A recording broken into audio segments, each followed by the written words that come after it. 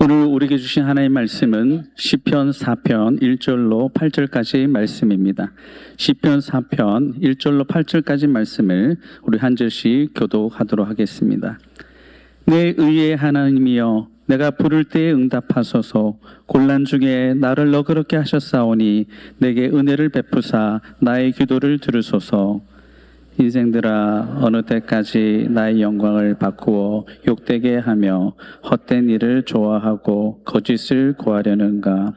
여호와께서 자기를 위하여 경건한 자를 택하신 줄 너희가 알지어다. 내가 그를 부를 때에 여호와께서 들으시리로다. 너희는 떨며 범죄하지 말지어다. 자리에 누워 심중에 말하고 잠잠할지어다. 의의 제사를 드리고 여호와를 의지할지어다. 여러 사람의 말이 우리에게 선을 보일 자 누구뇨 하오니 여호와를 주의 얼굴을 들어 우리에게 비추소서. 주께서 내 마음에 두신 기쁨은 그들의 곡식과 새 포도주가 풍성할 때보다 더하니이다. 내가 평안히 눕고 자기도 하리니 나를 안전히 살게 하신 이는 오직 여호와이시니이다. 아멘.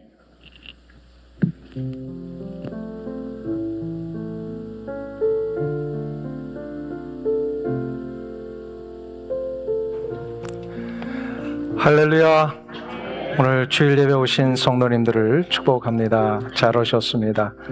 우리의 마음을 다하여서 하나님을 예배하는 자, 하나님은 오늘 만나 주실 줄로 믿습니다. 하나님을 만나시면 하늘의 신령한 은혜와 복을 누리는 놀라운 은혜가 있습니다. 오늘 그래서 주일은 복된 날이라 그랬습니다. 오늘 주일 잘 오셨습니다. 서로를 향하여서 한번 축복의 인사 나누겠습니다. 앞뒤 좌우에 계신 분들하고 축복의 인사 나누시죠. 주의 이름으로 환영합니다. 잘 오셨습니다.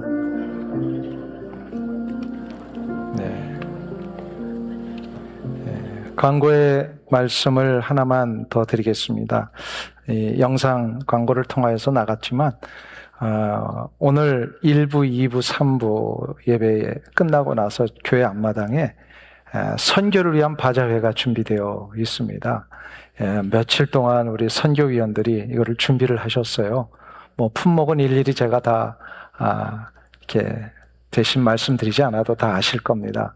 근데 제가 하나만 딱 말씀드릴게요. 어제 제가 부엌에 좀 들어가 봤거든요.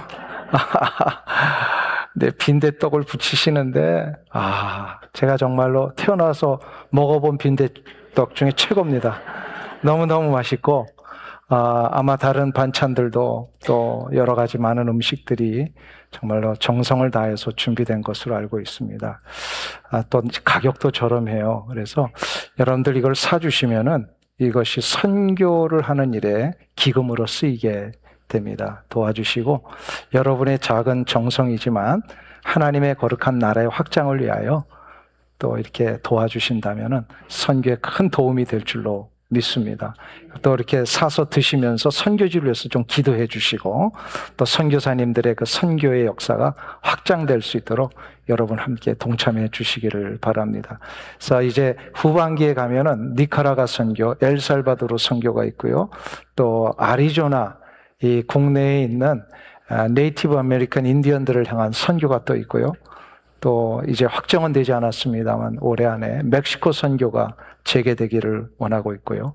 또 11월에는 동남아 선교지 비전 출입이 있습니다. 우리 이를 위해서 함께 기도해 주시기를 간절히 부탁을 드립니다. 또 오늘 할렐루야 찬양대 귀한 찬양 감사드리고요. 또 멀리 출타하셨다가 이렇게 다시 예배의 자리로 오신 우리 모든 성도님들 주님의 이름으로 환영하고 축복합니다. 잘 오셨습니다. 오늘부터 시작해서 석 주에 걸쳐서 시편 4편에 나오는 이 내용을 가지고 과연 능력 있는 기도는 어떻게 하나님 앞에 드리는 것인가 라고 하는 제목을 가지고 이 시편 4편의 내용을 좀 한번 살펴보려고 합니다. 오늘 우리가 읽은 이 시편 4편은 예로부터 교회 전통에 있어서 저녁 시편이다, 저녁의 시편이다 라고 불려온 노래입니다. 바로 앞에 있는 시편 3편과 함께 이 시편 4편이 짝을 이루는 거거든요. 시편 3편은 아침의 기도, 아침의 시편이다. 왜냐하면 5절에 보면 3장 5절에 그 내용이 나와요.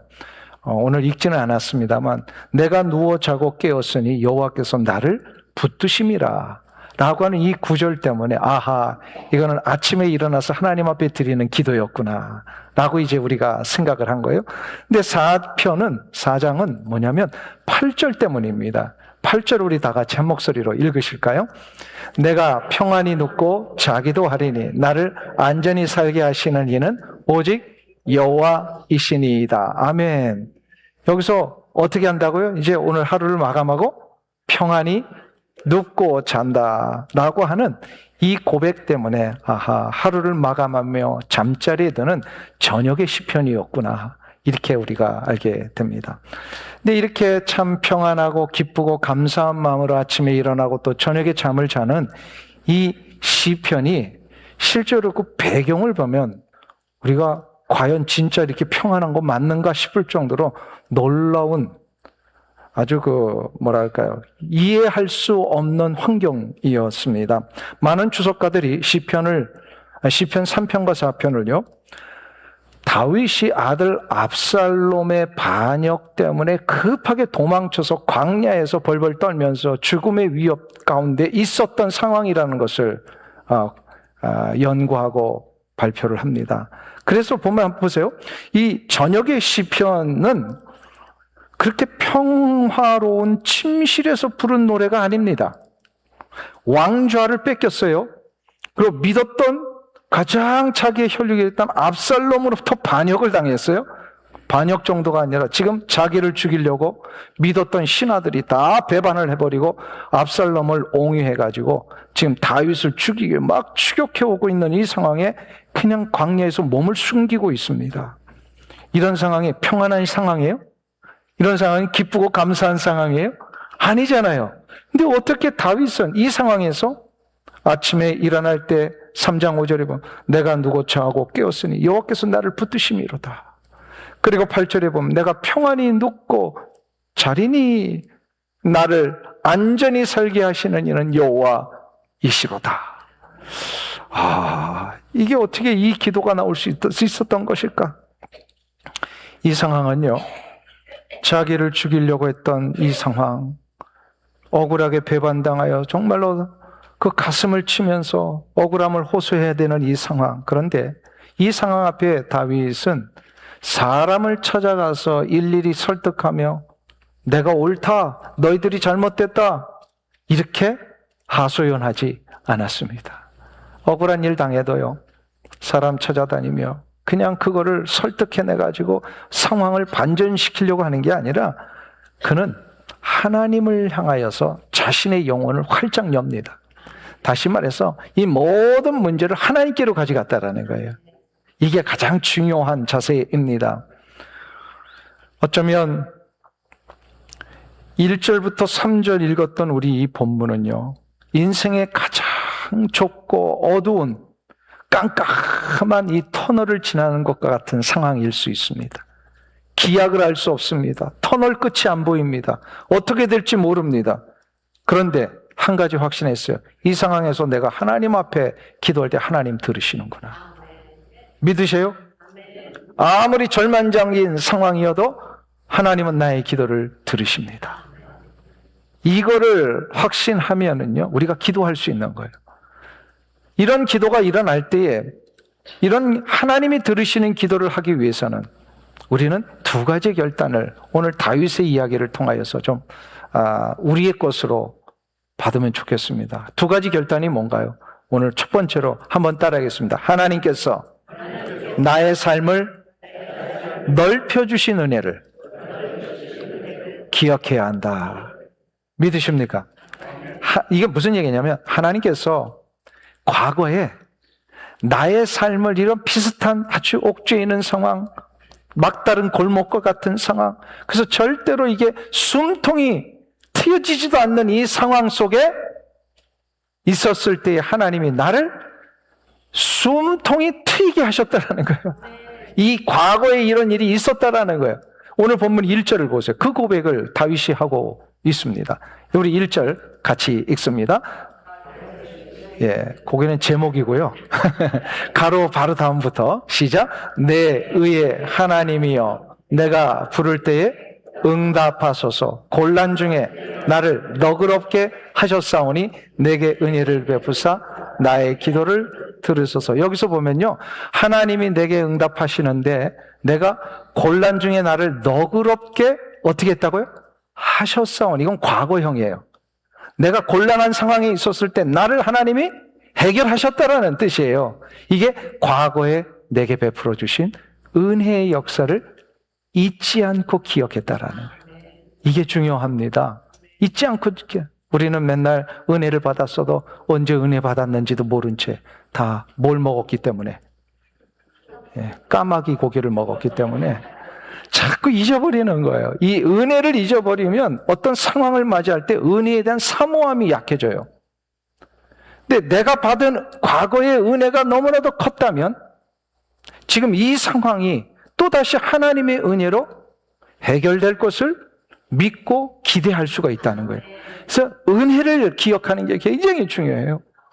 과거에 내게 베풀어 주신 은혜. 근데 그 은혜가 무슨 은혜였냐 이거예요. 여기서 다윗이 아주 놀라운 고백을 합니다. 1절을 다시 한번 보시면 하나님 앞에 기도를 시작하면서 뭐라고 시작을 합니까? 내 의의 하나님이요. 이것은 성경의 어느 부분과는 정말로 다른 표현입니다. 다른 여러 곳에서는 다윗은 아주 자주 하나님을 뭐라고 외치며 나갔냐면 의로우신 하나님, 의의 하나님 이렇게 표현을 했어요. 근데 여기서는요, 그렇게 표현을 안 하고 무슨 하나님이요? 내 의의 하나님이다 라고 이렇게 표현을 합니다. 이거 굉장히 중요한 히브리식 표현이에요. 그건 뭐냐면 나의 의가 하나님이십니다 이런 거예요. 나의 의가, 그러니까 하나님이 의로우신 거는 다 아는데 근데 어떻게 나의 의가 하나님이십니다 라고 이렇게 고백을 할 수 있었던 것이, 이게 굉장히 어려운 표현이지만 아주 놀라운 표현이에요. 이게 뭐냐면 자신의 의가 하나님이시다, 억울하고 곤란한 상황 가운데 다윗이 붙들었던 단 하나의 자기의 정당성은, 떳떳함은 내 안에 있지 아니하고 하나님에게 있다라는 거예요. 그러니까 모든 판단의 기준, 모든 결정의 기준, 모든 상황에 대한 옳음의 기준은 하나님에게 있다는 거예요. 그래서 나의 모든 옳음과 떳떳함은 하나님이십니다. 하나님이 보증하십니다. 그런 뜻이에요. 나의 의로움, 옳음, 떳떳함의 기준이 하나님에 있다. 이거는요, 지금 압살롬과 그의 무리들이 다윗을 향하여 막 죽이러 오는 이 상황. 그런데 왜 죽이러 오냐면요, 명분을 얻기 위해서 왕을 폐위시키고 압살롬이 왕에 올라가고 있으니까 이 명분이 있어야 되잖아요. 그래서 저들이요, 압살롬과 함께 소문을 퍼뜨려드리기를 다윗은 무능한 자, 불의한 자, 하나님은 바로 섬기지 못하는 자, 막 이런 식으로 온갖 거짓 소문을 다 퍼뜨리고 다녔던 거예요. 그러니까 이런 소문에 대중들은 어떻게 합니까? 백성들은 그냥 단순하니까 그런 소문이 진짜인 줄 알고요, 옳고 그름을 따져보지도 않고 그냥 다윗을 향하여 손가락질을 했던 거예요. 근데 이 상황에서 다윗의 아주 자세가 중요합니다. 다윗은 이런 상황 맞이하면 여러분 같으면 어떠시겠어요? 내 자리 빼앗아 가지고 딱 꿰차고 악성 소문 막 퍼뜨리고 내가 베풀었던 은혜를 그냥 이 원수로 갚는 사람들, 이런 사람들 주변에 있잖아요. 그런데 그런 상황을 내가 실제로 당해봤다? 그러면 이거는요, 억울합니다. 이거 분해서 견딜 수가 없습니다. 근데 다윗은요, 이런 억울함과 분노를 사람들 찾아가서 해소한 게 아니라요, 이거를 누구에게로 가져갔다고요? 하나님에게로 가져갔어요. 그래서 다윗에게 오는 모든 비난과 안 좋은 소문들을 다 받지만, 억울하지만 다윗은 자신의 결백을 사람들에게 호소하지 않았다는 거예요. 이거를 오직 하나님, 자신의 옳음과 나의 진실됨과 나의 결백을 신원해 주실 전능하신 하나님, 나의 의로운 재판장 되신 하나님께로만 가져가서 하나님이 이거 해결해 주실 줄로 믿습니다. 이것이 되어야 내 삶의 막다른 골목 같은 상황을 이겨낼 수가 있어요. 한번 보세요. 사람들 설득한다고 이 상황 이겨내겠습니까? 사람은 설득하면 괜히 또 자기가 그냥 뭐가 있으니까 또 나를 이렇게 얘기하는구나. 다 또 오해해요. 오해해요. 그러니까 사람을 가지고는 문제 해결이 되지 않습니다. 사람을 통해서는 문제 해결이 되지 않습니다. 오직 이 모든 상황을 완전하게 주관하고 계시는 전능하신 하나님께로 가야 합니다. 하나님께로 가야 돼요. 이것이 되면요, 아무리 내가 막다른 골목과 같은 상황에 있을지라도 이거 다 이겨낼 수 있습니다. 이거를 실제로 체험했던 자가 마틴 루터입니다. 종교개혁자 마틴 루터. 그가 마틴 루터가 종교개혁 일으키기 전에 그가 수도사였잖아요. 수도원에서 수도 생활을 했던 사람이에요. 근데 수도 생활을 하는데 그의 가장 큰 해결할 수 없는 무거운 문제가 있었어요. 그게 바로 뭐냐면 하나님의 의로우심이라고 하는 이 단어 앞에 자기 자신을 보니까 이게 견딜 수가 없는 거예요. 하나님의 그 의로우심으로 나를 심판하시는데 이 죄의 무게가 너무 컸던 거예요. 이 문제가 해결이 안 되니까 그는 하루에도 수없이 수도원장 찾아가가지고 죄를 고백하곤 했습니다. 아침에 일어나면서 달려가지고 죄 고백하고 또 조금 있다가 또 죄가 생각나니까 또 달려가서 고백하고 하루에도 뭐 너무 자주 오니까 나중에 오히려 수도원장이 지쳐가지고 얘기를 하더래요. 앞으로는 한꺼번에 다 모아가지고 오시게. 죄를 한꺼번에 모아가지고 그냥 한꺼번에 고백하라는 거예요. 근데 이렇게 해도 그 자신의 이 죄책감의 문제라는 의로워지는 문제가 해결이 안 됐어요. 그러다가 그가 성경을 읽는 중에 로마서 1장 17절에 그 놀라운 발견을 합니다. 복음에는 하나님의 의가 나타나서 믿음으로 믿음에 이르게 하나니 기록된 바 오직 의인은 믿음으로 말미암아 살리라. 의로움이 된다라고 하는 것은 내 죄책감이 해결되고 내 스스로 죄를 해결해서 정말로 완전해진 자가 돼서 의로워진 게 아니라 의로움이라고 해서 하나님이 우리를 의롭다 칭해 주시는 이 은혜가 있을 때에 이거를 믿을 때에 의로워지는 거예요. 아무리 우리가 죄진 문제 해결해 보려고 죄책감에서 해결해 보려고 해도요 해결되지 않습니다. 그냥 우리는 믿어야 돼요. 뭐요? 하나님이 나를 의롭다 칭해 주신 거예요. 선언을 딱 해주세요. 너는 이제 의로운 자야. 예수 그리스도의 십자가 안에 거듭나 하나님의 자녀가 되는 순간 우리는 의로운 자로 이미 바뀌어진 겁니다. 믿으세요? 예. 이거를 마틴 루터가 깨달은 거예요. 아하, 믿음이라고 하는 것은 의로워진다라고 하는 것은 바로 죄인에게 하나님이 믿음으로 선물에 의하여 주신 것이구나. 이거 깨닫고 나니까 그렇게 수도원장 찾아가서 해결도 안 됐던 이 무거운 짐이요 한꺼번에 샥 해결이 됩니다. 해결이 되니까 그렇게 나중에 그가 종교개혁을 일으키고 나서 후에 이런 고백을 했어요. 마치 내가 다시 태어나 활짝 열린 천국의 문으로 들어가는 것 같았다. 그렇게 얘기를 해요. 정확하게 이것이요 내 의의 하나님이라 부른 그 다윗의 정확한 의도예요. 내 의는 나에게 있지 아니하고 내 안에 있지 아니하고 나의 밖에 전능하신 하나님에게 있습니다. 그래서 의는 내 안에 있지 않아요. 하나님에게 있습니다.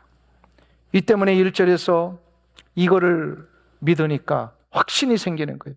그래서 그가 자신의 처한 상황을 분명히 하나님 다시 인도해 주실 줄로 믿고요. 이런 고백을 한 거예요. 1절을 다시 한번 보세요. 내 의의 하나님이여 내가 부를 때 응답하소서. 지금 어떤 중에 있다고요? 곤란 중에 있는데 또 어떻게 인도하신다고요? 너그럽게 하셨다.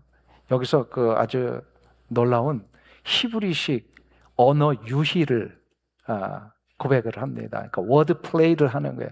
이렇게 단어 두 개를 가지고요. 이걸 아주 그 시적인 표현으로 쓴 거예요. 그게 바로 곤란이라는 단어와 너그러움이라는 단어입니다. 여기서 곤란이라고 하는 단어는 히브리어로, 좀 히브리어 써서 죄송합니다. 차르라고 하는 단어를 썼어요. 이게 무슨 뜻이냐면 좁은 상황입니다. 협착한 상황입니다. 딱 갇혀 있습니다. 캄캄합니다. 사방팔방 이제 어느 곳으로 가도 나갈 수 없는 딱 갇혀 있는 상황. 마치 이런 거죠. 그 공황장애가 있는 사람들은 갇힌 공간에 있으면 너무 견디지 못하잖아요.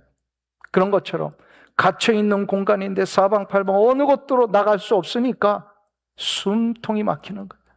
답답해서 두려움에 떨고 있는 상황. 그게 바로 곤란의 상황입니다. 차르입니다. 근데 하나님이 이러한 상황에서 다윗을 어디로 옮기셨다고요?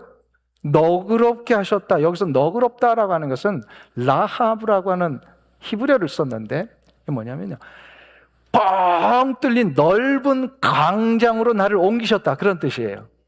깜깜하게 아주 사방팔방에 갇혀있는 상황이었는데, 그래서 숨통이 졸여가지고 어찌할 바를 몰랐는데 이제는 넓은 광장으로 가니까 어떻게 된 거예요? 숨통이 트인 거예요. 넓은 곳으로 나를 인도하셨다. 지금 다윗이 이렇게 해주셨던 과거의 하나님의 역사를 기억을 한 겁니다. 그가 왕이 되기 전에 이런 상황을 수도 없이 겪었어요. 언제요? 예, 사울에게 쫓겨다닐 때 죽음의 위협이 얼마나 많았는지 몰라요. 거의 7년을 다윗이 도망자의 삶을 살았잖아요. 그러니까 다윗의 인생도 참 기구하죠. 왕 되기 전에 7년을 도망자로 살고 왕 되고 나서도 또 도망자 살고. 왕이 되고 싶으세요? 대통령이 되고 싶으세요? 대통령 됐다마자 끝나고 나면 다들 그냥 감옥 가고. 이게 권력의 최고의 자리에 올라간다는 게 이게 쉬운 게 아니에요. 이게 정말 부러워할 일이 아니에요. 근데 다윗은 정말 하나님의 은혜로 하나님의 백성들을 다스리는 왕이 되었는데, 그가 과거에 사울에게 쫓겨다니면서 얼마나 많은 힘든 상황을 맞이했는데, 사방으로 우겨쌈을 당하고 숨 막혀 죽을 것 같았던 갇혀있는 이 차례의 상황. 그런데 되돌아보니까 하나님이 어느 순간에 갑자기 자기를 넓게 트인 공간으로 옮겨 놓으셔서 자기가 그 7년을 견뎌냈던 거예요. 이겨냈어요. 숨이 막 막히다가도 탁 트이게 되고, 갇혀 있다가도 넓은 곳에 옮겨지게 되고, 그거를 기억을 하면서 하나님, 나를 그렇게 하셨으니 이 상황, 비록 아들에게 내가 구테타 당해가지고 도망치지만 하나님 해결해 주실 줄로 믿습니다. 은혜의 기억을 하는 자, 바로 그 기도의 능력을 체험합니다. 그래서 하나님이 들으시는 기도를 하기 위해서는요, 은혜를 기억할 줄 알아야 돼요. 은혜를 기억할 줄 알아요. 그런데 오늘 본문에 보면 두 번째로 우리에게 도전하는 결단이 있습니다. 바로 세상은 이런 상황 앞에 우리를 조롱하지만, 그런 조롱하는 세상을 향하여 우리는 나의 정체성이 얼마나 영광스러운 것인가를 선포하며 나가야 합니다. 한번 따라하겠습니다. 우리를 조롱하는 세상 앞에 우리의 영광스러운 정체성을 선포하라. 이제 다윗은 2절에서 이렇게 고백을 합니다. 우리 같이 한 목소리로 봉독하겠습니다. 인생들아, 어느 때까지 나의 영광을 바꾸어 욕되게 하며 헛된 일을 좋아하고 거짓을 구하려는가. 이제 다윗은 시선을 하나님에게서, 이제 하나님에게 고정했던 시선을 자기를 쫓아오고 있는, 죽이려고 달려오고 있는 대적들을 향하여 이제 바라보면서 엄하게 꾸짖고 있는 거예요. 여기서 인생들이라고 하는 것은 압살롬과 함께 쿠데타 일으켰던 수많은 백성들, 얼마 전까지만 해도 저들이 누구였어요? 자기를 위하여서 뭐 하겠다고 막 아부하고 있었던 신하들이에요. 고관 대작들이에요. 유력한 자들이, 힘 있는 자들이에요. 권력을 가진 자들이에요. 그런데 그 권력의 맛을 아는 자들은 그 권력을 끝까지 또 붙들려고 어떻게 해요? 주인이고 왕이고 뭐 필요 없어요. 다 배신해버리고 또 힘 있는 자에게 붙어가지고 자기의 권력을 유지하려고 하는 이런 기회주의자들. 다윗의 입장에서 보면 정말 통탄할 노릇이죠. 가슴이 아프죠. 근데 저들이요, 다윗만 죽이려고 하는 상황이 아니라 백성들을 또 다 동요를 시킵니다. 그래서 거짓 소문을 백성들에게 막 퍼뜨리는 거예요. 다윗은 이제 끝났다. 이제 하나님이 다윗을 버리셨다. 이렇게 자꾸 조롱하게 만듭니다. 이런 조롱이 계속 지속되면요, 실제로 아닌데도 불구하고 이 당사자는 어떻게 됩니까? 흔들립니다. 진짜 하나님 나 버리신 거 아니야? 어떻게 아들에게 배반을 당해가지고 내가 이렇게 쫓겨날 수가 있어? 라고 하면서 진짜 흔들릴 수가 있습니다. 이런 상황 앞에 우리가 가져야 할 자세가 있습니다. 제가 여러분에게 한번 질문을 해볼게요. 다윗과 같은 이런 엄청난 상황은 아닐지라도 어떤 배신을 당하고 또 인생의 골목과 같은 곳에 다 갇혀있고, 근데 이 상황이 해결이 안 되고 계속 오랫동안 지속된다 하면 여러분들 흔들릴까요? 안 흔들릴까요? 솔직하게 좀 얘기해 주세요. 이런 상황이 되면 흔들릴까요? 안 흔들릴까요? 아유, 다 흔들려요. 이게 하루 이틀도 아니고 1, 2년도 아니고 예를 들어서 수년 동안 이런 상황이 해결이 안 된다. 막다른 골목에 갇혀있는 내가 더 이상 빠져나가지 못, 계속 거기 있다. 흔들립니다. 이런 흔들리는 상황을 가장 잘 이용하는 존재가 있습니다. 누굴까요? 마귀입니다. 마귀는 이러한 상황을 자꾸 계속해서 우리에게 만들어가지고 우리로 하여금 하나님에 대한 신뢰와 하나님을 붙드는 이 마음 자꾸 포기하게 만듭니다. 이럴 때마다 우리가 깨달아야 될 게 있어요. 그건 바로 뭐냐면, 아하, 하나님은 나를 붙드신다. 하나님은 나를 끝까지 인도하신다.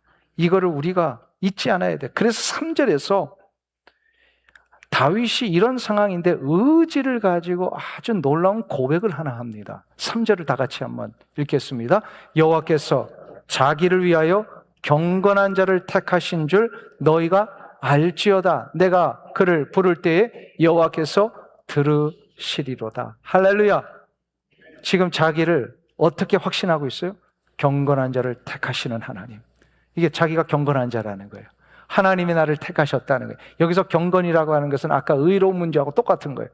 아무리 생각해봐도 내가 경건한 능력이 안 되지만, 여기서 경건이라고 하는 단어는요, 헤세드라고 하는 단어에서 나온 단어예요. 헤세드 뭔지 아시죠? 하나님의 다함이 없으신 사랑, 그 한없는 은혜의 사랑을 거저주시는 하나님의 역사, 이거를 받은 자가 바로 헤세드의 사랑을 받은 자예요. 그러니까 우리는 하나님의 다함이 없으신 사랑을 받은 자입니다. 믿으세요? 이런 사랑을 받은 자이기 때문에 하나님은 나를 언약적인 관계로 이끌어내셔요. 그리고 이런 사랑을 받은 이유는 나를 택하여 주셨다. 택하여 주셔서 따로 떼어 주셔서 딱 구별해 주셨다라는 뜻이에요. 근데 왜 이렇게 하셨을까요?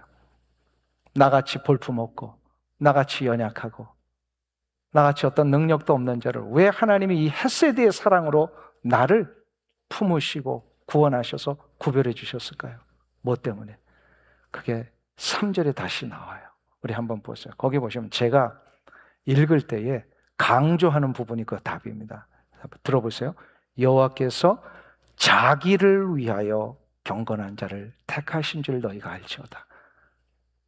그 이유가 뭐라고요? 우리를 헤세드의 사랑을 주시고 택하신 이유가 뭐라고요? 자기를 위하여. 이게 무슨 뜻이에요? 하나님 당신을 위하여서 우리를 택하시고 헤세드의 사랑을 주셨다라는 거예요. 다른 말로 얘기하면 하나님이 이렇게 하셔서 하나님 영광 받으시려고. 그러니까 내가 잘나서, 내가 의로워서, 내가 왕이 될 만해서가 아니라 하나님이 나 같은 자, 저 냄새나는 양들 치던 목자와 생활밖에 못했던 나 같은 인생, 다윗의 고백이잖아요. 그런 양들 냄새나는 그런 목동의 시절에서 나를 다 하나님의 헤세드의 상으로 끌어올려 주셔서 자리를 왕 위로 옮겨 주셨잖아요. 그게 바로 뭐 때문이라고요? 다윗이 잘나서 이제 이 영광 받으라? 아니에요. 하나님이 그것을 통하여 하나님 영광 받으실래요. 우리가 구원받은 이유가 뭐라고요? 내가 구원해 주셔서 내가 잘 돼서 예수 잘 믿고 이제 이 세상에서 만사형통해서, 물론 그것도 붓으로 주시는 목적이고 하나님의 의도인 건 맞아요. 그러나 더 중요한 하나님의 원래적인 목적이요, 그 모든 삶을 통하여 하나님 영광 받으시려고. 할렐루야. 여러분을 구원하신 이유가 하나님 영광 받으시려고 하는. 할렐루야. 이거 확신하면요, 세상이 두렵지 않습니다. 하나님이 나를 구별하셔서 하나님의 영광을 받으시기 위하여요 구별해 주시고 선택하셨다니까 어떻게 하시겠다는 거예요. 끝까지 책임지시는 거예요. 끝까지 보호하시겠다라는 거예요. 막다른 골목은요, 일시적인 겁니다. 반드시 다윗이 고백했잖아요. 되돌아보니까 우리를 어떻게 하셨어요? 차르와 같은 좁은 상황에서 우리는 라하브 같은 넓은 광야의 그 광장의 삶으로 우리를 인도해 주셨어요. 믿으십니까? 이거 믿으면, 이거 확신하면 두렵지 않습니다. 세상이 두렵지 않아요. 어떤 상황이 와도 두렵지 않습니다. 4세기에 이 로마 제국은요, 이미 기독교가 공인되고 기독교를 국교화시킨 그런 때였습니다. 1세기에는 기독교를 그렇게 박해했던 로마 제국이요, 4세기가 되니까요, 많은 황제들과 많은 귀족들과 많은 로마의 시민 다 예수 믿게 된 거예요. 하나님의 은혜죠. 300년도 되지 않아서 이런 일이 일어났어요. 그러다 보니까 교회들이 막 전 지구 안에 세워지고 놀라운 일들이 막 복음의 전파가 일어나고 그렇게 됩니다. 그래서 남부 유럽, 중부 유럽, 이 북부 유럽까지 다 복음화가 됐어요. 자, 그런데 한번 우리도 주변에 한번 보세요. 부흥을 하면, 교회가 부흥을 하면 반드시 뭐가 있어요? 방해가 있습니다. 사단의 방해가 있어요. 사단은요, 호시탐탐 요거를 못 봐요. 그래서 자꾸 방해 공작을 펴요. 그래서 일어났던 일 중에 하나가 이단의 발흥입니다. 이단자들이 그래서 일어나는 거예요. 교회가 잘 되면 잘 될수록 이단자들이 일어나서 교회를 자꾸 혼란케 만들어요. 교회를 어렵게 만들어요. 4세기에도 로마 제국 전체가 다 이제 교회들이 막 부흥하고 많아지니까 이단이 일어났는데, 그 대표적인 이단 중에 하나가 아리우스라고 하는 이단자예요. 지금으로 말하면 뭐 문선명, 뭐 박태선은 될 것도 아니에요. 어마어마하게 영향력이 컸던 아니에요. 머리도 좋고 논리도 있고요. 그리고 문제는 신학적인 거에 논리성을 가지고 신학자들도 다 설복을 시켜버렸어요. 그러니까 교회들이 다 넘어갑니다. 심지어 황제들도 다 넘어갔어요. 아리우스 앞에. 근데 이 아리우스가 뭘 주장을 했냐면, 예수님이 이 땅에 오셨을 때 하나님의 아들로 오셔서 우리의 구원자가 되셨잖아요.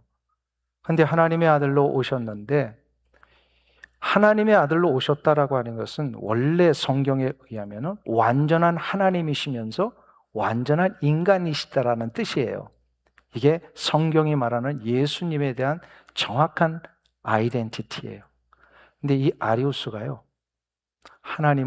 예수님은 인간으로 오신 건 맞지만 하나님으로 오신 건 아니다라고 하는 신성을 부인해버립니다. 그러니 이러한 이단자들의 주장 앞에 처음에는 사람들이 긴가민가 했지만 워낙 말주변이 좋은 사람이에요. 워낙 사람들 설득하는 이 능력이 있어요. 그러니까 뭘 잘하는 거예요? 이런 사람들을 뭐라 그래요? 사바사바를 잘한다. 하여튼 말했다면 혹 홀리게 만드는 거야. 이것도 아마 마귀가 그렇게 그 사람에게 영향력을 끼쳐가지고 그렇게 했던 것 같아요. 그러니까 신학자들이 다 넘어가 버린 거예요. 황제들도 넘어갔어요. 그러니까 남은 사람이 몇 안 되고 이것을 대항해서 유일하게 아니다!